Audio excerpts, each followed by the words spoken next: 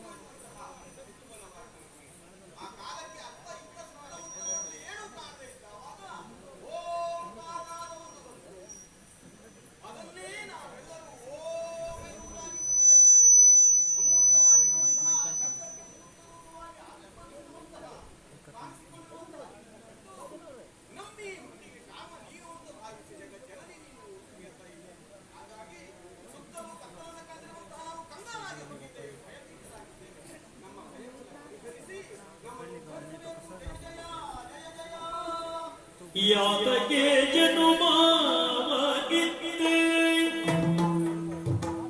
ಯಾತಕ್ಕೆ ಜನುಮಾಗಿದ್ದೆ ನಮಗೆ ಏನುಂಟು ಮಾತೆ ನೀ ತಿಳುಹುವ ಸಕಲವರು ಸಪ್ರೀತಿಯೋ ರಕ್ಷಿತ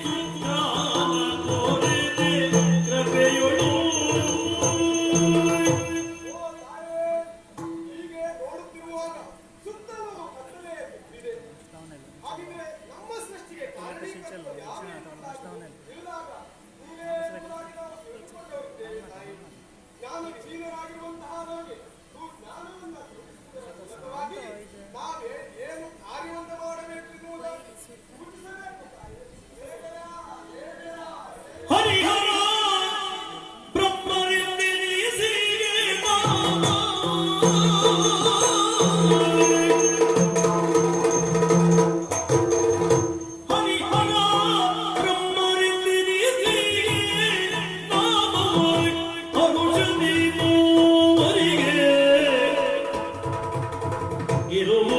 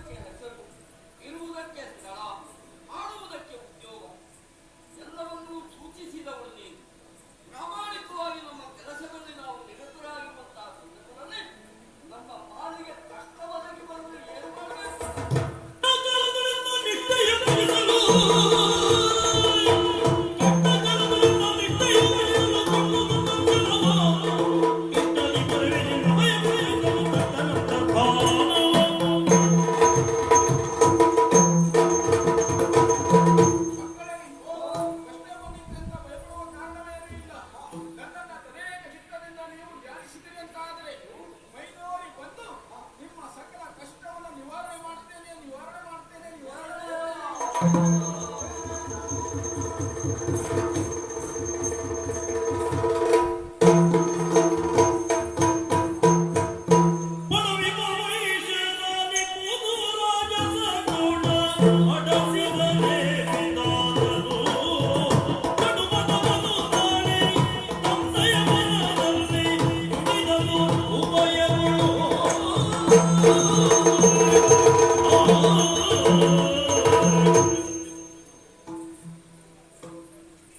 ಎಂತ ಆಯ್ತು ಅಂತ ಗೊತ್ತಾಗಿಲ್ಲ. ಹಾಗಲ್ಲ, ಅಮ್ಮ ಸೂಚಿಸಿ ಹೋದ ಮೇಲೆ ಕಾರ್ಯೋನ್ಮುಖವಾಗಬೇಕಾದವ ಅವ ಸುಮ್ಮನೆ ಕುಳಿತಿದ್ದಾನೆ, ಮಾತುಕತೆ ಇಲ್ಲ. ಏನಾಯ್ತು ಕೆಲಸ ಮಾಡು, ಕಾರ್ಯ ಆಗಬೇಕು, ಪ್ರಾರಂಭ ಆಗಬೇಕಾದದ್ದು ಅವನಿಗೆ. ಅವನೇ ಪ್ರಾರಂಭ ಮಾಡಬೇಕು. ನೋಡುವ, ಮಾತಾಡ್ತಿದ್ರು ತಪ್ಪೇನು?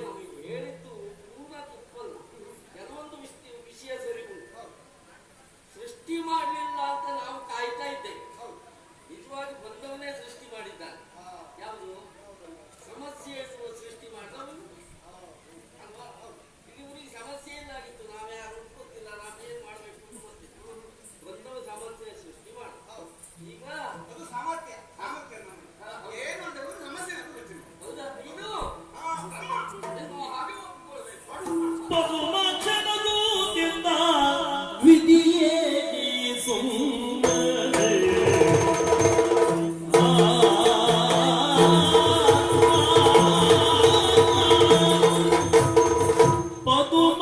ಪದುಮಾಚನಗೂತಿಂದ ವಿಧಿಯೇ ನೀ ಸುಮ್ಮನೆ ಮದವ ತಾಳುವೆಗೆ ಪದುಮಾಚನಗೂತಿಂದ ಪದುಮಾಚನಗೂತಿಂದ ವಿಧಿಯೇ ನೀ ಸುಮ್ಮನೆ ಮದವ ತಾಳುವೆ ಏತಕ್ಕೆ ಮದವ ತಾಳುವೆ ಅತಿ ಮದವ ತಾಳುವೆ ಏತಕ್ಕೆ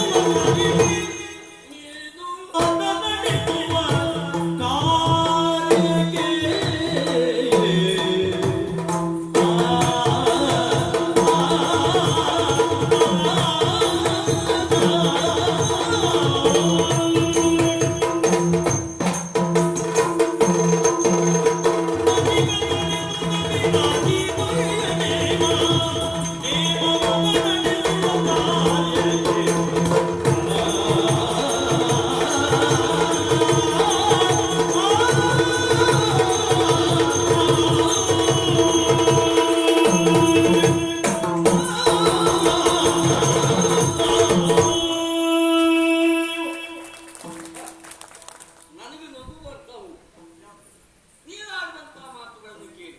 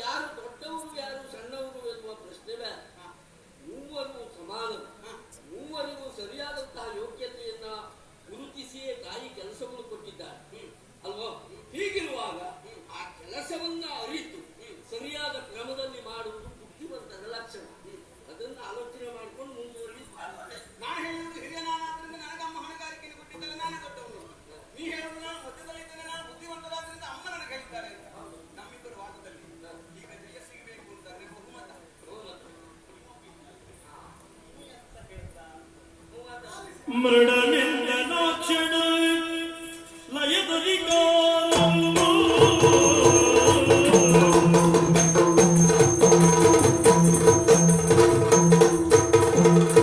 ಮೃಡನಿಂದ ನಾಕ್ಷಣ ಲಯದಲ್ಲಿ ಪಡೆದವನ ಈತೆ ನಾನು ಲಯದಲ್ಲಿ ಪಡೆದವನ ಈತೆ ನಾನು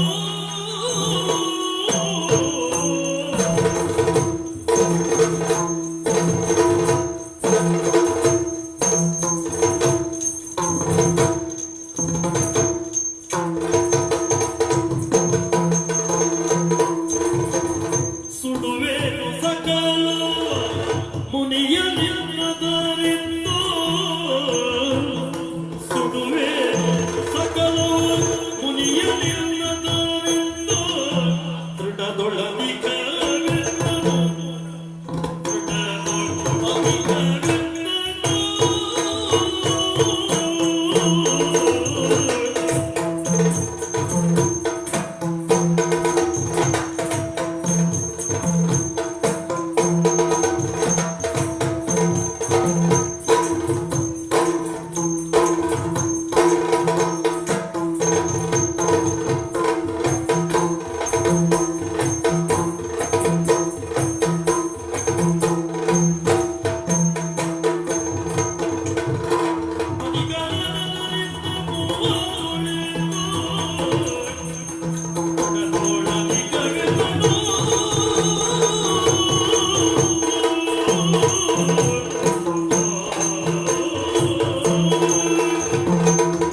ಬ್ರಹ್ಮ ವಿಷ್ಣು ಪರಸ್ಪರ ವಾದವನ್ನು ಮಾಡಿಕೊಳ್ಳುವುದಕ್ಕೆ ಮುಂದಾಗಿದ್ದೀರಾ?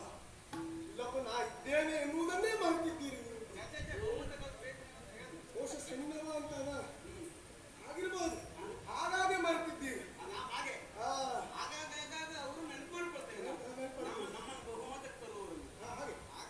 ಎಲ್ಲಾದರೂ ಅಪರೂಪದ ಲೆಕ್ಕಕ್ಕೆ ಬರ್ತಾರೆ ಎನ್ನುವುದಾಗಿ ಅಲ್ವಾ? ಆದ್ರೆ ಅವರೇ ಅಲ್ಲ, ಈ ಲೆಕ್ಕದವರು ಹೇಳುವುದನ್ನು ಕೇಳು. ಹಾಗಿದ ಮೇಲೆ ನಿಮ್ಮಿಬ್ಬರಲ್ಲಿ ಯಾರು ಶ್ರೇಷ್ಠ? ಇಬ್ರು ಅಲ್ವೇ ಅಲ್ಲ? ಇಬ್ರು ಅಲ್ಲ, ಈಗ ಶ್ರೇಷ್ಠ ನಾನೇ ಇದ್ದೇನೆ. ಯಾಕೆ? ನಾವಿಬ್ರು ಶ್ರೇಷ್ಠರೇ. ನನ್ನ ಅಷ್ಟ ಅಲ್ಲ. ಯಾಕೆ ಹೇಳ್ತಾ ಇದ್ದೇನೆ? ಅಮ್ಮ ಮೊದಲಾಗಿ ನಿನ್ನನ್ನು ಕರೆದಿದ್ದಾಳೆ ಎಂಬ ಕಾರಣಕ್ಕಾಗಿ ನೀನು ದೊಡ್ಡವ ಎನ್ನುವುದಾಗಿ ನೀ ಹೇಳ್ಕೊಳ್ತಾ ಇದ್ದೀನಿ. ಈತ ಆಡುವಂತಹ ಕಾರ್ಯ ಪಾಲನಾ ಕಾರ್ಯ ನಾನೇ ದೊಡ್ಡವ ಎನ್ನುವುದಾಗಿ ಹೇಳ್ಕೊಳ್ತಾ ಇದ್ದೀನಿ. ನಿಜವಾಗಿ ದೊಡ್ಡವ ಯಾರು ಕೇಳಿದ್ರೆ ನಾನೇ. ಯಾಕೆ ಹೇಳ್ತಾ ಇದ್ದೇನೆ? ಇರುವಂತಹ ಹೆಸರಿನಲ್ಲಾಗಲಿ ಮಾಡುವಂತಹ ಕಾರ್ಯದಲ್ಲಾಗಲಿ ನಾನೇ ಹಿರಿಯವ. ಹೆಸರೇನು ಅನ್ನೋದು? ಈಶ. ಈಶ ಅಂದ್ರೆ ಏನು? ಒಡೆಯ ಎನ್ನುವುದಾಗಿ. ಇಡೀ ಲೋಕಕ್ಕೆ ಒಡೆಯ ಎನಿಸಿಕೊಳ್ಳುವ ನಾನು. ಈ ಲೋಕದಲ್ಲಿ ನೀವಿಬ್ಬರೂ ಬರ್ತೀರ. ಹಾಗಾಗಿ ಒಡೆಯ ನಿಮ್ಮಿಬ್ಬರಿಗೆ ನಾನು ಮಾಡುವಂತಹ ಕಾರ್ಯವಾದರೆ ಏನು? ಬ್ರಹ್ಮ ಸೃಷ್ಟಿಸಿದ್ದನ್ನ ನೀನು ಪಾಲಿಸಿದ್ದನ್ನ ಕ್ಷಣ ಮಾತ್ರದಲ್ಲಿ ಉರುಡವಲ್ಲ ಸಾವಳತೆ ನನ್ನಲ್ಲಿತ್ತು. ಹಾಗಾಗಿ ನಿಮ್ಮಿಬ್ಬರಿಗಿಂತ ಶ್ರೇಷ್ಠ ನಾನೇ ಇದ್ದೇನೆ.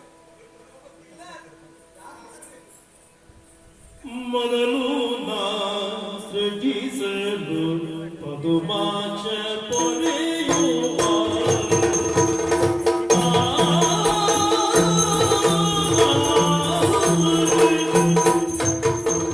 ಮೊದಲು ನಾ ಸೃಜಿಸಲು ಪದುಮಾಚ ಪೊರೆಯುವ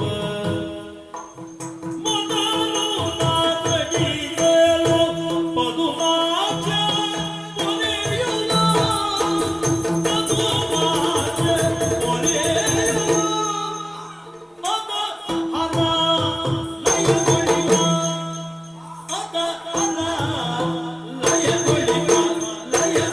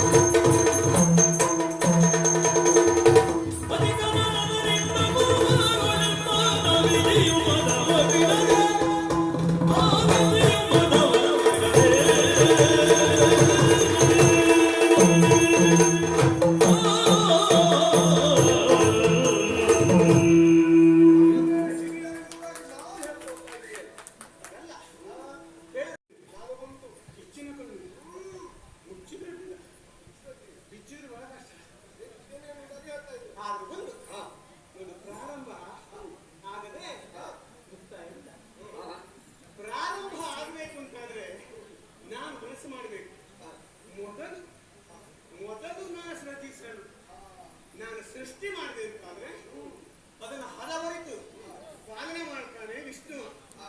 ನಾರಾಯಣ ಅಂತ ಕರೆಸಿಕೊಂಡರು.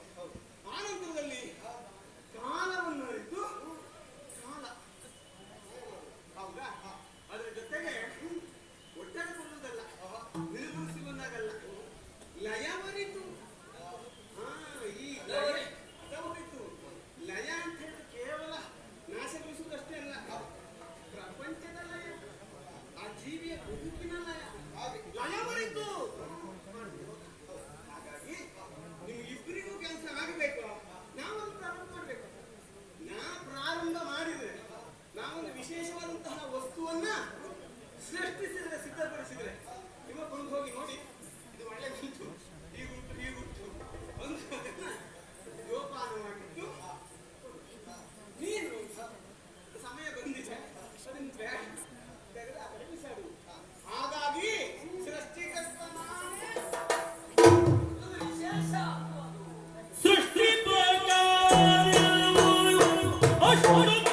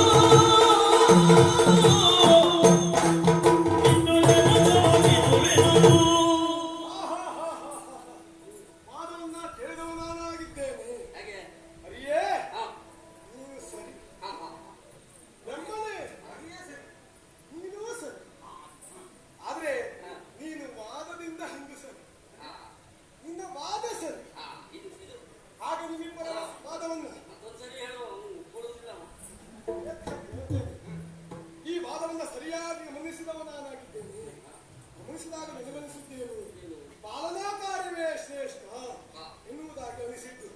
ಆದ್ರೆ ಹೇಳುವುದಕ್ಕೆ ಕಾರಣ ಉಂಟು. ನಿಮ್ಮ ಪರಿಸ್ಥಿತಿ ಹೇಗೆ ಗೊತ್ತಿಲ್ಲ. ಯಾವುದೇ ಒಂದು ರೀತಿಯಾದಂತಹ ಕಾರ್ಯಕ್ರಮವಾಗಿ ಅಲ್ಲಿ ಭೋಜನ ವ್ಯವಸ್ಥೆ ಎಂಬುದು ಇರ್ತದೆ. ಭೋಜನ ವ್ಯವಸ್ಥೆಯಲ್ಲಿ ಮೊದಲಾಗಿ ಬರುವುದು ಬಾಳೆಯಲ್ಲಿ ಅಥವಾ ಒಂದು ಸೃಷ್ಟಿ. ಆಮೇಲೆ ಭಕ್ಷ್ಯ ಭೋಜ್ಯಗಳು ಅದು ನೀವು ಪಾಲನಾಕಾರಿ. ಮನೆಯಲ್ಲಿ ತಿನ್ನುವುದು ನನ್ನ ಕೆಲಸ. ಅಂದ್ರೆ ಲಯದ ಕಾರ್ಯ. ಅದು ಇಲ್ಲಿ ನಾವು ತಿಳ್ಕೊಳ್ಬೇಕಾದ್ದೇನು? ಮೊದಲಾಗಿ ಬಂದಂತಹ ಬಾಳೆಯಲ್ಲಿ ನನಗೆಲ್ಲ ಹೋಗ್ತದೆ. ಈ ಒಂದು ಪರಿಸ್ಥಿತಿ ಆಗುವುದು ಹಾಗೆ. ಇನ್ನೊಂದೇನು, ಖಾಲಿಯಾದಂತಹ ಅಲ್ವಾ, ಅದರಲ್ಲಿ ಏನಾದ್ರೂ ಬರೆಯಬಹುದು. ಬರೆದಂತಹ ಹಾಳೆ ಅದನ್ನು ಓದಬಹುದು. ಈಗ ದೀಚಿನ ಹಾಳೆ ಆದ್ರೆ ಬರೆಯುವುದಕ್ಕೆ ಸ್ಥಳ ಇರುವುದಿಲ್ಲ, ವಿಷಯ ಇರುವುದಿಲ್ಲ. ಇವರು ಹಾಗೆ. ಹೌದೌದು, ನೀವು ಹೇಳಿದ್ದಾನೆ ಹೊಸ ಕಲ್ಪವನ್ನು ಸೃಷ್ಟಿ ಮಾಡ್ತೇನೆ ಎನ್ನುವುದಾಗಿ.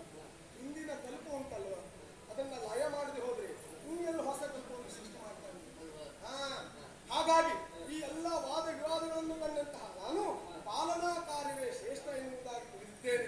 ಇನ್ನೊಂದು ಹೇಳಬೇಕು ಅಂತ ಆದ್ರೆ ಇಲ್ಲಿ ಹರಿಹರನಿಗೆ ಭೇದವಿಲ್ಲ ಎನ್ನುವುದನ್ನ ಲೋಕಮುಖಕ್ಕೆ ತೋರಿಸಬೇಕಾಗಿದೆ. ಹಾಗಾಗಿ ನಾನು ನಿಮ್ಮಲ್ಲಿ ಐಕ್ಯನಾಗ್ತೇನೆ.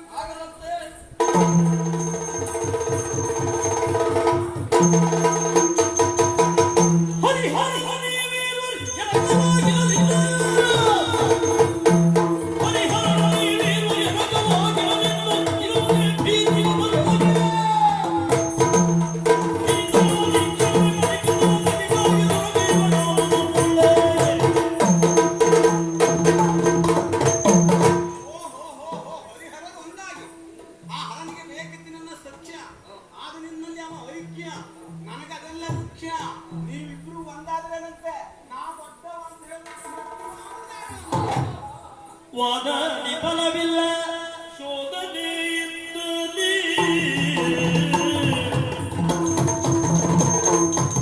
ವಾದನಿ ಫಲವಿಲ್ಲ ಶೋಧನೆಯಿಂದಲೇ ಸಾಧಿಸಿ ತಿಳಿಯುವ ನಿಜವ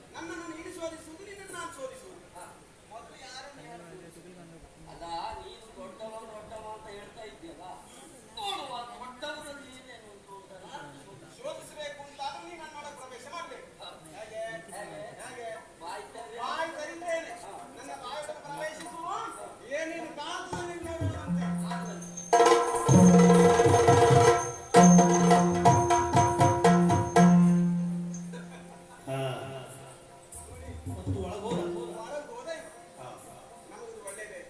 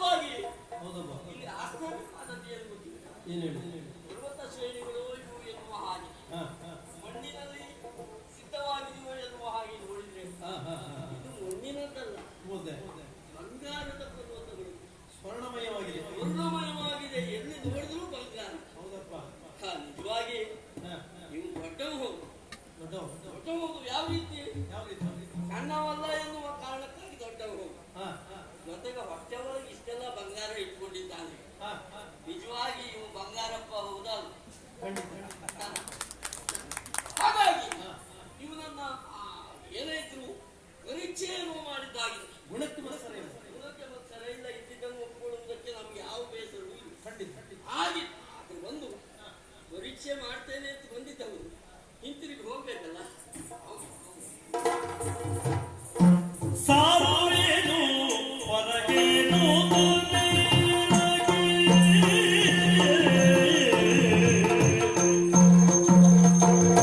ಸಾರುವೇನು ಹೊರಗೇನು ಏರಿ ಮೇಲಗೆ ಏರಿ ಮೇಲಗೆ ಏರಿ ತುದಿಯನ್ನು ಕಾಣದೆಯೇ ಬಾಯಾರಿ ಕೆಳಗಿಳಿದಾದ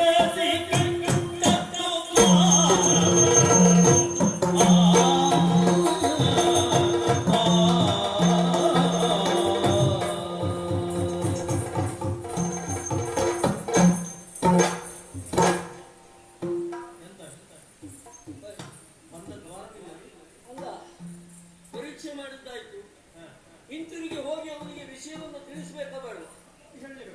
ಎನ್ನುವ ಹಾಗೆ ಬಂದ ರೀತಿಯಲ್ಲೇ ಹಿಂದೆ ಹೋಗುವಂತ ನೋಡಿದ್ರೆ ದಾರಿ ಇಲ್ಲ, ದ್ವಾರ ಇಲ್ಲ. ನಾನು ಬಂದದ್ದು ಬಾಯಿಂದ ಒಳಗಲ್ಲ, ಮುಚ್ಚಿಬಿಟ್ಟಿದ್ದಾನೆ ಪಾಪ. ಅಲ್ಲ, ಹಿಂಗೆ ತೆಗೆಯುವುದಕ್ಕೆ ಮುನ್ಸಾಗಿಲ್ವೋ ಮತ್ತೊಂದು ಏನೋ ನನಗೂ ಗೊತ್ತಾಗಲಿಲ್ಲ. ಅಲ್ಲ, ಆ ಕಡೆ ಈ ಕಡೆ ಸುತ್ತಮುತ್ತ ಎಲ್ಲಿ ನೋಡಿದ್ರು ಮಾರ್ಗವೇ ಕಾಣಿಸ್ತಾ ಇಲ್ಲ. ಇಲ್ಲಪ್ಪ, ಯಾವ ದ್ವಾರವೂ ಇಲ್ಲ. ಏನ್ ಮಾಡ್ಲಿ? ಮೇಲೆಲ್ಲ ಮುಗಿತು, ಬಾಯ ಆಯಿತು, ತುದಿಯೆಲ್ಲ ಒಣಗ್ತಾ ಉಂಟು. ಏನು ಅದೋ ಅದೋ ಅದೋ ಅದೋ ಅದೋ ಅಲ್ಲೊಂದು ದ್ವಾರ ಉಂಟು. ಅಲ್ವಾ?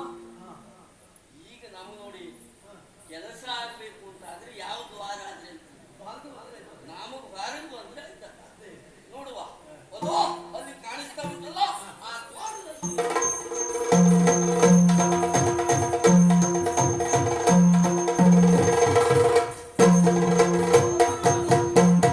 ಶೋಧಿಸಿದೆನು ತಿನ್ನುವುದರ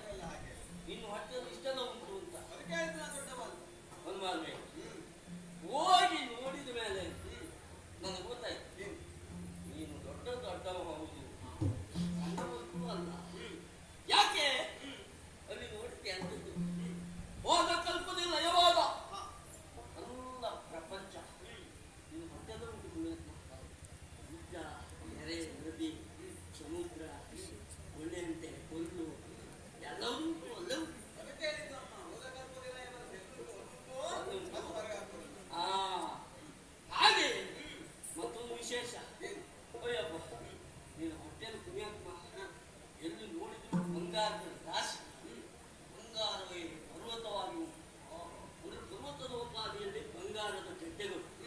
ಹಾಗೆಯೇ ನಿನ್ನನ್ನ ಇದನ್ನೆಲ್ಲ ಕಂಡಾದ ಮೇಲೆ ಇಲ್ಲಿ ಊರಿಗೆ ಬಂದೆ. ವಿಷಯವನ್ನು ಹೇಳುವುದು ಒಟ್ಟಿಗೆ ನನಗೊಂದು ಅಭ್ಯಾಸ ಉಂಟು.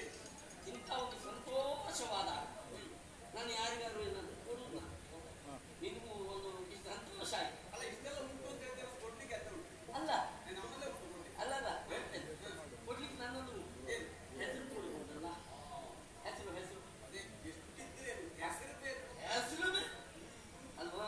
ಕೆಲವರಿಗೆಲ್ಲ ಕೊನೆಯೇ ಗೊತ್ತಾಗುದು. ಹಾ. ಗುಡಿಸಿ ಹೆಸರು ಲೆಕ್ಕಾಗಿತ್ತಲ್ಲ ಅದು ಆಮೇಲೆ ಬಸ್ಕಿದ್ದನ್ನೆಲ್ಲ ಕೊಡುದು ಹೆಸರಿಗೆ. ಅಲ್ವಾ? ಬಿಡು, ಏನಾದ್ರು ನೀ ಆಮೇಲೆ ಏನ್ ಮಾಡ್ತೀಯ ಅನ್ನೋದಕ್ಕಿಂತ ಈಗ ಹೆಸರು ಕೊಡುವುದು ಅಂತ ತೀರ್ಮಾನ ಮಾಡಿದ್ದೆ. ಸರಿ ಹೊಟ್ಟೆಯಲ್ಲಿ ಪರ್ವತೋಪಾದಿಯಲ್ಲಿ ಹಿರಣ್ಯವನ್ನು ಗೊತ್ತಿದ್ದೆ. ಹೊತ್ತಿದ್ದೇನೆ ಎನ್ನುವ ಕಾರಣಕ್ಕಾಗಿ ಹಿರಣ್ಯ ಗರ್ಭ ಎನ್ನುವ ಹೆಸರು ನಿಮಗೆ. ನಾವು ಬರೀ ತಗೊಂಡಷ್ಟೇ ಅಲ್ಲ. ತಗೊಂಡದ್ದನ್ನು ನಾವು ಹಿಂದಿರಿಸಿಬಿಡ್ತೇವೆ ಆ ಕ್ಷಣಕ್ಕೆ. ಅದು ಒಳ್ಳೆಯದು. ನಮಗೂ ಇಟ್ಟುಕೊಳ್ಳುವ ಅಭ್ಯಾಸ ಇಲ್ಲ, ಯಾಕಂದ್ರೆ ನಮ್ಗೆ ಬೇಕಾಗಿಲ್ಲ. ಹಾ. ಹಾಗಾಗಿ ನಿನಗೂ ಒಂದು ಹೆಸರು ಕೊಡ್ತೇನೆ ನಾನೀಗ. ನಾನು ನನಗೂ ಉಂಟಾ? ನೀವು ಬುದ್ಧಿವಂತ ಅನ್ನೋದಕ್ಕೆ ಮಾನವೇ. ಹಾ. ಆ ಬುದ್ಧಿಯಲ್ಲಿ ಕೊಟ್ಟವನೇ. ಹಾ. ಯಾಕೆ ಹಾ. ಒಳ ಹೋದ್ರೆ ನೀನು ಹೊರ ಬರಬಾರದು ಎನ್ನುವ ಕಾರಣಕ್ಕಾಗಿ ದ್ವಾರಗಳನ್ನ ಬಂಧಿಸಿ ಅಧೋ ದ್ವಾರವೊಂದನ್ನು ಬಿಟ್ಟಿದ್ದೆ. ಪುಣ್ಯತ್ವ ನೀವು ಬಿಟ್ಲೇ ಒಳ್ಳೆ ಹೊರಬಿಟ್ಟಿಗೆ. ಹಾಗಾಗಿ ಅಧೋಕ್ಷಜ ಎನ್ನುವ ಹೆಸರನ್ನು ಕೊಡಬೇಕು ನಿನಗೆ. ಬಂದಿಲ್ಲ ಅಂತ ನೀನು ಒಟ್ಟು ಸುರುವುದನ್ನು ಹೇಳುವುದು ಬೇಡ. ಹ್ಯಾಕ್ ಬಂದೆ ಅಂತ ನನಗೆ ಗೊತ್ತಿಲ್ಲ. ಏನಿದ್ರು ನಾವು ಅಧೋಕ್ಷಜ, ನೀವು ಹಿರಣ್ಯ ಗರ್ಭ ಹಾ. ಎಂಬುದು ಮುಗಿಲಿಲ್ಲ. ಮುಗಿಲಿಲ್ಲ. ಹಾ. ಕೇವಲ ನನ್ನನ್ನು ಶೋಧಿಸಿದೆ ನೀನು, ಅಲ್ಲಿಗೆ ಮುಗಿದ. ಹಾ, ಈಗ ನನ್ನ ಹೊಟ್ಟೆ ಒಳಗೆ ಮುಟ್ಕೊಂಡು ನೋಡ್ಬೇಕಾ ಮಾಡು. ಹೋಗ್ಲಿ. ಹೇಗೆ ಹೋಗ್ಲಿ. ಒಂದು ಕೆಲಸ ಮಾಡ್ತೇವೆ, ನೀನು ಬಾರಿಯೊಳಗೆ ಹೋಗ. ಆಡಳಿತ ಹೋಗ್ತೇನೆ. ನಿನ್ನ ಹೊಟ್ಟೆಯಲ್ಲಿ ಎಂತ ಮಾಡ್ತೇನೆ? ಹೋಗ್ತೇನೆ. ಸುತ್ತಿದ್ದನ್ನು ಹಿಂತಿರುಗಿ ಅಷ್ಟು ಬೇಗ ಕೊಟ್ಟನು ನಿಯಮ. ಅಲ್ಲ ಅಕ್ಷಜ ಕಷ್ಟ ಆದ್ರೆ ನಮ್ಗೆ ಗೊತ್ತುಂಟು. ಕಷ್ಟ ಕೊಟ್ಟಂತಹ ಅವನಿಗೆ ನಾವೇನಾದ್ರೂ ಕೊಡುವುದು ಬೇಡವಾ? ಮಾಡಿದ್ರೆ ಅಷ್ಟೇ ಆಗ್ತದೆ. ಆ, ಸ್ವಲ್ಪ ಹೆಚ್ಚು ಮಾಡ್ಬೇಕಲ್ಲ. ಹಾ, ಹೆಚ್ಚೆ ಒಂದು ಸ್ವಲ್ಪ ಹೆಚ್ಚೇ ಕೊಡ್ಬೇಕು. ಅವನು ನವದ್ವಾರಗಳಲ್ಲಿ ಅಷ್ಟದ್ವಾರಗಳನ್ನ ಮುಟ್ಟಿಸಿದ, ಒಂದು ಬಿಟ್ಟ. ನೀವೆಂತ ಮಾಡಿದ್ರಿ? ನಾವು ಹಾಗಲ್ಲ, ಹಾ.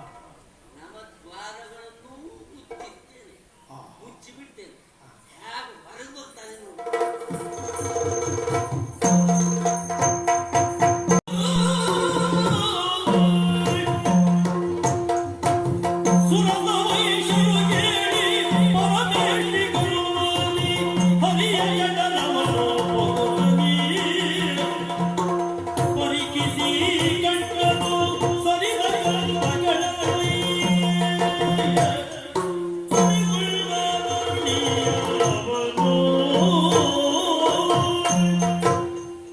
ಇಲ್ಲಿಯವರೆಗೂ ನನ್ನ ಹೊಟ್ಟೆ ಇತ್ತು ಸ್ವಾಮಿ ನನಗೆ. ನಮ್ಮ ಹೊಟ್ಟೆ ಒಳಗಿದ್ದದ್ದೇ ದೊಡ್ಡದು. ಇಲ್ಲಿ ಬಂದು ನೋಡ್ತೇನೆ, ನಮ್ಮ ಹೊಟ್ಟೆಗಿರುವಂತವರು ಕೆಲವರು ಹೊಟ್ಟೆಯಲ್ಲಿದ್ದಾರೆ. ನನ್ನ ಹೊಟ್ಟೆಯಲ್ಲಿ ಏನೆಲ್ಲ ಉಂಟು ಅಂತ ನಾನು ಹೊತ್ತುಕೊಂಡಿದ್ದೇನೋ, ನನ್ನಂತವನನ್ನೇ ಮತ್ತೆ ನಾನು ಕಾಣ್ತಾ ಇದ್ದೇನೆ. ಇವರ ವಿಶೇಷತೆ ಅನುಮಾನವಿಲ್ಲ. ಇವನು ಯಾರು ಏನೆನ್ನುವುದನ್ನು ನಾನು ಈಗ ಅನುಭವಿಸಿಕೊಳ್ತಾ ಇದ್ದೇನೆ. ಬ್ರಹ್ಮಾಂಡ ಬಾಂಡೋದರ ಪಡಿತನು ಹರಿ ನಿಶ್ಚಯ. ಬ್ರಹ್ಮಾಂಡ ಬಾಂಡೋದರ ಪಡಿತನು ಹರಿ ನಿಶ್ಚಯ. ಹೆಮ್ಮೆಯ ತಳೆದು ನಾನ್ಯಾಕೆ, ಹೆಮ್ಮೆಯ ತಳೆದು ನಾನ್ಯಾಕೆ, ಸುಮ್ಮನೆ ಅಂತವ ಕೈದಿಗಳಿಗೊಳಿತು. ಸುಮ್ಮನೆ ಅಂತವ ಕೈದಿಗಳಿಗೊಳಿತು. ಒಬ್ಬ ಮರುಗಿದನು ಮನದಲ್ಲಿ.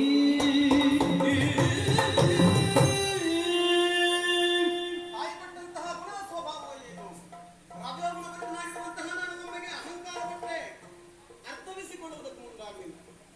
ಅಹಂಕಾರ ಮುಂದಾದಾಗ ನಾವು ಅರ್ಥವಿಸಿಕೊಳ್ಳುವುದಿಲ್ಲ ಎನ್ನುವುದು ಸ್ಪಷ್ಟವಾಗಿದೆ. ಯಾವುದೋ ಒಂದು ವಿಷಯವನ್ನು ನಾವು ಗಮನವಿಟ್ಟು ಗ್ರಹಿಸಿದಾಗ ಅದು ನಮಗೆ ಅರ್ಥವಾಗ್ತದೆ. ನನಗದು ತಿಳಿದಿದೆ ಎನ್ನುವ ಕಾರಣಕ್ಕಾಗಿ ಸುಮ್ಮನೆ ಕೊಡುತ್ತೇವೆ, ಅದು ನಮಗೆ ಅರ್ಥವಾಗುವುದಿಲ್ಲ. ಹಾಗಾಗಿ ನಾವು ತಿಳಿಬೇಕು, ಕಲಿಬೇಕು ಎನ್ನುವಾಗ ಎಲ್ಲಿಂದ ಸಣ್ಣವರಿಲ್ಲ ಎನ್ನುವ ಭಾವದಲ್ಲಿ ಕಲಿಬೇಕಂತೆ, ತಿಳಿಬೇಕಂತೆ.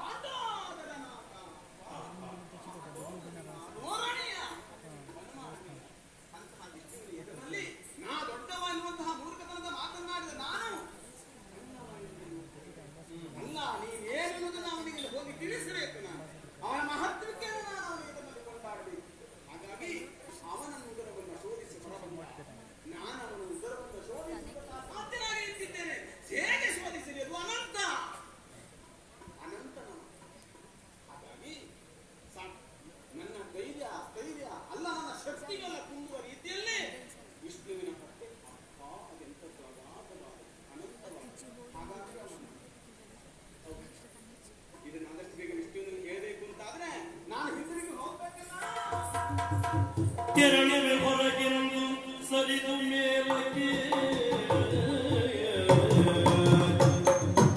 ತೆರಳುವೆ ಹೊರಗೆಂದು ಸರಿದು ಮೇಲಕ್ಕೆ ತುದಿ ದೊರಕದಾಗದೆ ಕೆಳಗಿಳಿದು ಅರಸಿ ಬಲವನ್ನು ಕಾಣದೆ ಇದ್ದರಗರಿಯುತ್ತ ಅರಸಿ ಬಲವನ್ನು ಕಾಣದೆ ಇದ್ದರಗರಿಯುತ್ತ ಇದೆ ದಿವ್ಯತನದ ಕಾಲ. ವಿಷ್ಣು ದೊಡ್ಡ ಮಾಯವನ್ನು ಒಪ್ಪಿಕೊಂಡೆ ನಾನು. ಹಾಗಂತ ಹೊರಗಿದ್ದವನಿಗೆ ಆ ವಿಷಯವನ್ನು ತಿಳಿಸಬೇಕು ಅನ್ನುವ ಕಾರಣಕ್ಕಾಗಿ ಹೊರ ಹೋಗುವುದನ್ನು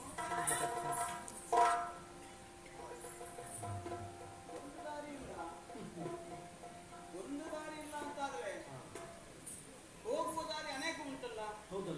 ಈ ಕಡೆ ಈ- ಎಲ್ಲೂ ಒಂದೇ ಹೋದ್ರೆ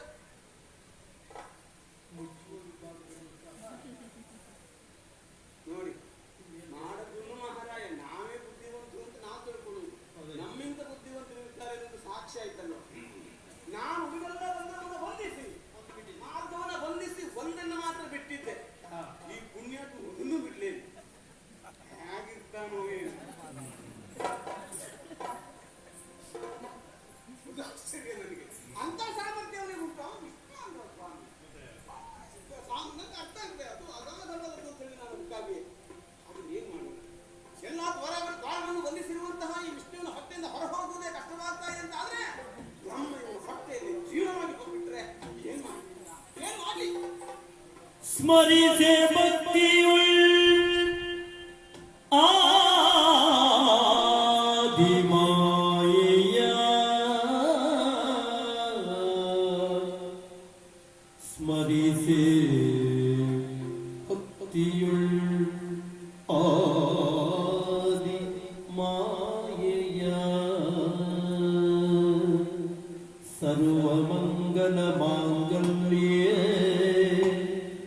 ಶಿವೆ ಸರ್ವಾರ್ಥ ಸಾಧಿಕೆ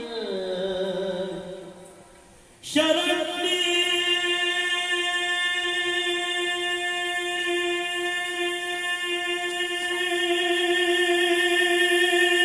ತ್ರಯಂಬಕೆ ದೇವಿ